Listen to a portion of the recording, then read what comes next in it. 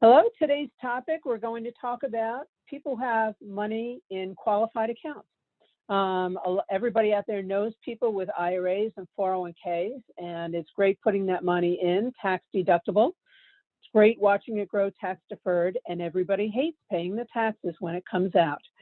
So that is what we are going to talk about today. We have a way to get the IRS out of that retirement money and put control of that money back into the client's hands.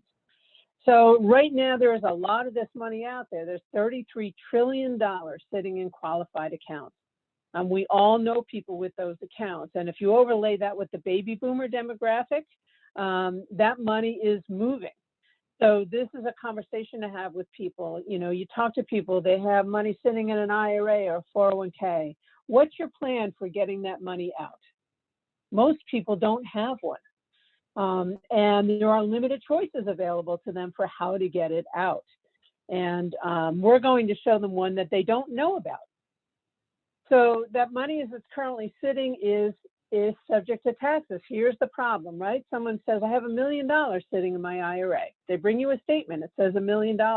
They feel really good about that, but they don't really have $1 million because the IRS is waiting there for their tax piece on that money. Every time you move a dollar out, you're going to pay ordinary income tax on it.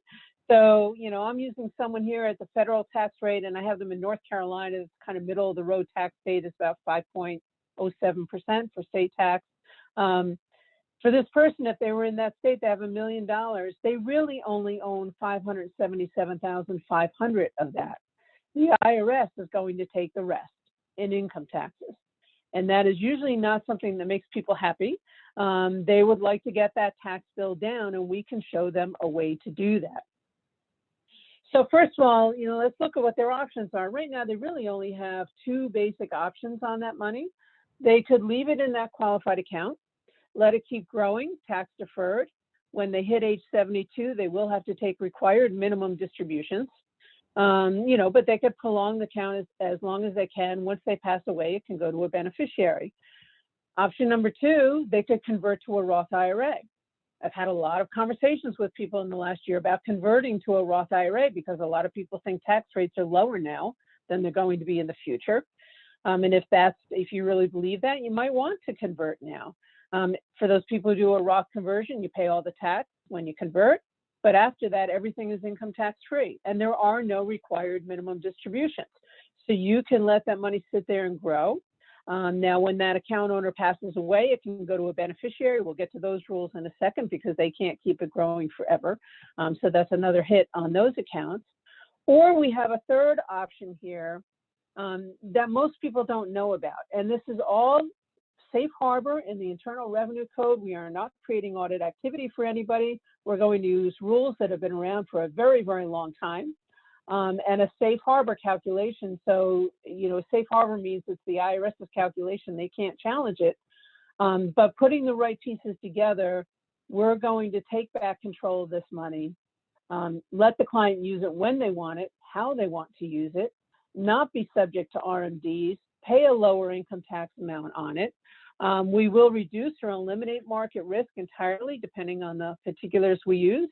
We'll get rid of future tax risk because we're going to pay taxes currently. So we'll be protected against creep in the income tax rates, and we can also protect against longevity. So we can give the client some peace of mind at the same time that we're reducing their tax bill.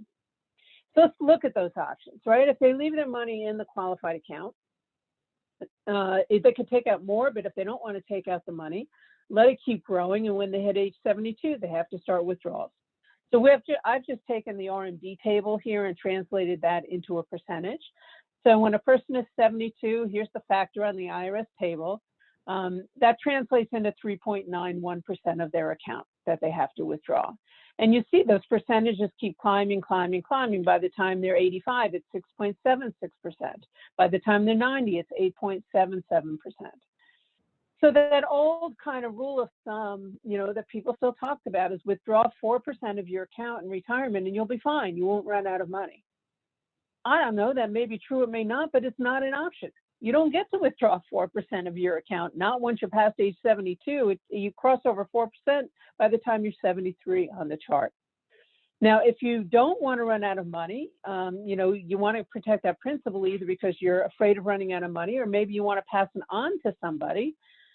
This last column is the rate of return you have to earn on what's left to replace what you took out. So if you had to take out 3.91% of your account, you have to earn 4.07% on what's left to replace what you just took out. And of course, as the withdrawal percentages increase, those numbers increase as well. And so what this tells us, we're seeing you need a return of 5.65, 9.62, 13. You can't get that sitting in treasuries or a CD or something like that. So for people who have that concern, it forces them into the market. And what do we have in the market? We have risk. The market goes up, the market goes down. Over on the right here, this is looking back at the S&P 500 going back to 1900. These are the drops from the peak to the trough. 52%, 47, 63. These are very, very large drops. And is this a drop that you can sleep with when you're 70 years old and this is your retirement money? For most people, the answer is no. So here's a graphic look at the S&P 500, same numbers going back to 1900, and we can see over time, the market does go up, but it has these long periods of time. It takes a drop. How long does it take to get back to break even? We see 14 years, 23 years, 29 years, 26 years. So, if you're 25, you can sit it out, but if you're 70 and the account drops and it's going to take you 14 years to get back to break even, and during that time, you have to take your required minimum distributions, you are probably never going to recover. That is a problem as people get older, and that is usually not a problem they want to live with. Now, we add to that the Secure Act, right? The Secure Act took effect this past year, and what that rule changed was, so now when that account holder dies and the balance of their account goes to their beneficiary, we have new rules. Right? It used to be that beneficiary could then spend it over their lifetime. Now, a spouse who inherits the account can make that account their own, so it would be based upon their age. But if it goes to someone other than a spouse, we have this new rule. No longer can that beneficiary spread delivery of that account over their lifetime. They must empty the account within 10 years. So think about the chart I just showed you. We looked at a 14-year recovery to get back to break even when the market dropped. If that was the time when this account went to that beneficiary, they can't wait it out for 14 years. They must take the money out after 10 years. So they are going to absorb and lock in that loss. Here's someone just here. If we had a 72-year-old who has $1 million, and I'm saying they have a split portfolio here, a balanced portfolio, 60% in stocks, 40% in bonds. If we take that 72-year-old and play that out based upon the actual historical performance of the market with that 60-40 split, and they have to take their RMDs, by the time they're 82, they only have $619,000 left. I think that for most retirees, that would become an uncomfortable number. We can protect them from that. All right, so what are we going to do here? We're going to implement a strategy. It will reduce the taxes. It will increase the legacy to the beneficiaries. We'll get the money out from that qualified plan at one point, so no more RMDs. We can reduce or eliminate market risk, and we'll provide tax-free living benefits as well. And how do we do that? The way we do that is we take that qualified money and we do buy life insurance with it. We buy that pre-tax inside the qualified account. Now, the reason we do that is when we make distribution, right? Whenever you take $1 out of a qualified plan, you pay tax on $1 at your ordinary income tax rate. So there's no way to change that. But if that dollar is sitting inside a life insurance contract, under the IRS rules, what's taxed is the market value of that contract, not the dollars you put in. So if we use the right contract, we can get a discount on the tax. Now, it's not just about the discount on the tax, because we don't want a crummy policy either. We want it to perform so that it will also provide the benefits. And that's what we do for the client. So here's a sample of 55-year-old if they have $1 million in an account. Let's look at the tax effect. The purple bar here is if we took that $1 million and we buy this life insurance policy, and then we distribute it once it's fully paid for, which is typically at 5 years. It's taxed on that market value under that IRS calculation, and the tax bill is $379,000, this purple bar here. If we had left that same $1 million in the IRA and we grow it over time, I'm using a rate of 4.04% annual compounding, which is the actual number based upon the historic market. If I look at to age 90, let's say they died at age 90, they would have paid tax on their required minimum distributions from age 72 to 90, plus the tax that would be due on the remaining balance. The tax bill on that account becomes $1,355,000. Now, there's two things here to think about. Number one, that person with that $1 million account is not even envisioning that their tax bill will be $1.3 million, but it will be, and we show them the math to get there. So if we look at to age 90, if they stay where they are, they're looking at a tax bill of $1.3 million or more if tax rates go up, or they could do this strategy and their tax will be $379,000. We are saving them $1 million in taxes. Which tax bill would you rather pay? If they did a Roth conversion, right, option number 2, we're also saving them taxes. If I take that $1 million and I grow it out for 5 years to look at what the cost of conversion would be, the same year I'd have to pay the tax on the life insurance, my tax bill would be $514,000 on the Roth conversion, only $379,000 with the insurance strategy. So I saved them $134,000 compared to the Roth conversion. In both scenarios, I have now taken a heavily taxable asset and repositioned it to be tax-free, but by doing it with the life insurance, I get a discount on the tax of $134,000. So kind of stepping back and kind of comparing the tax savings to what the benefits would be, we see the tax savings that we just looked at. Those are the tax bills we just looked at on the left of the screen here. But let's look at the benefit side, because if we're losing benefits, then we're not coming out ahead. The purple bar on the right, that's the pure death benefit. If this person did that and they didn't need the money and they just wanted it to go to their beneficiaries, the tax-free death benefit on this policy is $3.3 million. But of course, they could use it for cash. They own this policy, so they can take money out tax-free from the life insurance policy. I ran it. What if they pulled out just under $80,000 a year, starting when they're 65? Design that to run to age 100. My assumption here, they die at age 90, they don't quite make it, but I add up all that income from age 65 plus what the remaining death benefit is for their beneficiary under the policy, and it pays $2.5 million. If I ran that same analysis on the Roth, I can pull that same, just under $80,000 out tax-free from the Roth as well, but the Roth runs out of money at $2 million. The traditional IRA fares the worst because every dollar we grow it now is taxable as well. And to get that, $79,000 and change of income, I have to gross it up, pay the tax to net the same amount, and that only pays a little over $1 million. So we've reduced the taxes, we've increased the benefits, and we reduced their market risk exposure because we're in a life insurance policy that has protections from market risk. This is an indexed universal life policy we're looking at here. If we look at the benefits in a little more detail, we don't need to go through all these numbers, but look over here, the purple is the pure death benefit.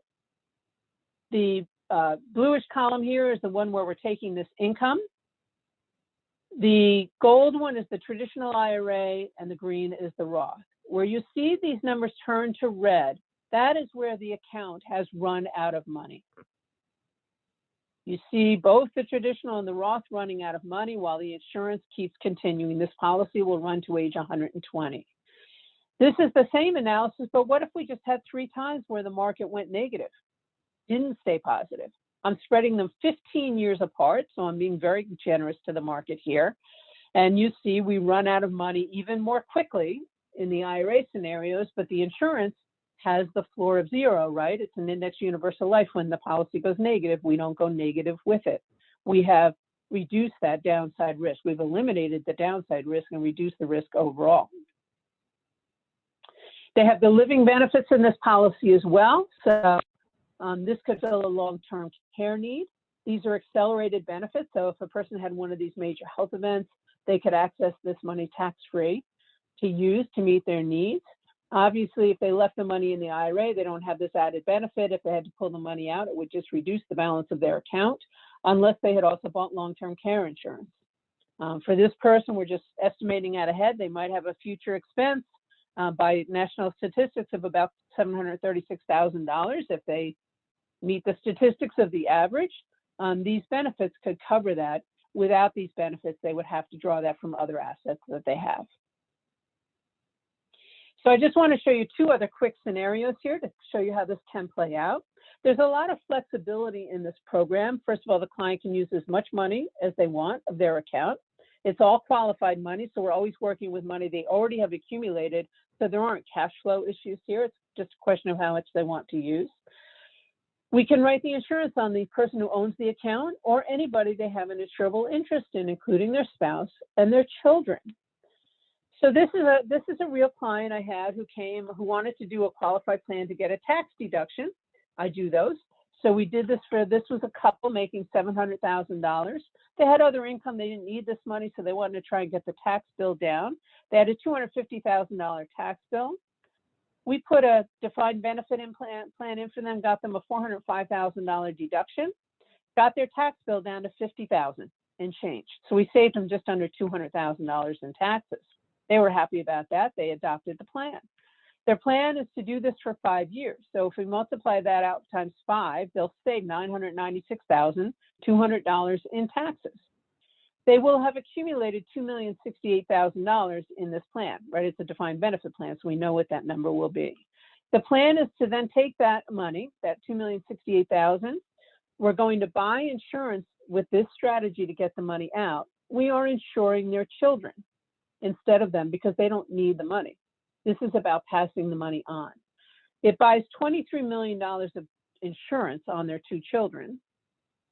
Under that IRS calculation, after 5 years and we've paid for the policy, we distribute it. The tax bill on distributing that policy will be $570,000. So we saved them $996,000 going in. They paid $570,000 on the way out. So we've saved them $425,000 in taxes and provided this legacy. Now their children, the parents own the policies till they die. When they died, the policies go to the children. They can access the cash in the policies if they want to. We don't think they'll need to for this client. That death benefit will continue to grow. We just looked at if they both live to age 80, the death benefit that is now the legacy to the grandchildren is $48 million, tax-free to the grandchildren. Here's a similar one. They're not always such big amounts. This was a gentleman who had $1.2 million sitting in his IRA, wanted to do the same thing. He has 4 children, so we divided it by 4. Here's one of the children to show you. We used $300,000. Here you can see, we see the same pattern, tax savings definitely, and we see the leveraging up of the benefits. Let's look at the actual number. If we leave the $300,000 in the IRA and it keeps growing, when dad here reaches 72, he'll have to take his required minimum distributions. I'm just assuming here if he passes away at age 85, that account could then go to the son, he could inherit it, and he could let it grow for another 10 years under the Secure Act, but then he'll have to take it out. At the end of that 10 years, he takes it out, he'll end up inheriting $417,000. But instead, if we take that $300,000 and buy insurance on that 27-year-old, it buys $2.8 million of coverage on him. Dad now doesn't have to take his RMDs. We can let it grow. Now, if dad dies at age 85 and the son inherits ownership of that policy, let's look out to the same 10-year horizon. He would have had to liquidate that IRA.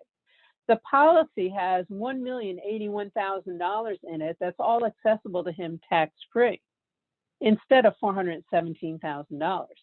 He can use this money, not use it. It's up to him. We have a $2.8 million death benefit to go to the grandchildren here, but it's in everybody's control along the way how they want to use the money. But you can see we have leveraged it up considerably. So stepping out of the weeds here, right? So by doing this strategy for someone, we're giving them tax savings, and we're using it all with safe harbor rules. We're not creating risk for them here. This is all nice and clean and conservative. We're giving them tax savings, some peace of mind by eliminating a lot of that market risk, flexibility to use the money how they want and when they want, and the added protection of the living benefits to cover needs in case they have a health problem sometime later on. So what's next? So what do you do with this? Well, you want to identify clients who might be prospects in your client base. Typically, the people we're looking at here are people with qualified accounts of $1 million or more. For most of those people, this is extra money. They don't need it to live on. They hate the tax bill that's coming their way. They hate the RMDs and would be very interested in repositioning that money to get that tax bill down. Once you find somebody, you complete a fact find, send it. We will run all the designs and all the proposals and prepare and present that case with you to your client so that we're there to answer all their questions. So I'm going to wrap it up for today. There's obviously lots more to know. Here are 3 books that I have. The first 2 are on pension plans, but the one all the way on the right is just on this strategy alone. That book is available should you want to learn more. And hopefully we've piqued your interest. And if you want to learn more, we will be happy to help you do that. Thank you.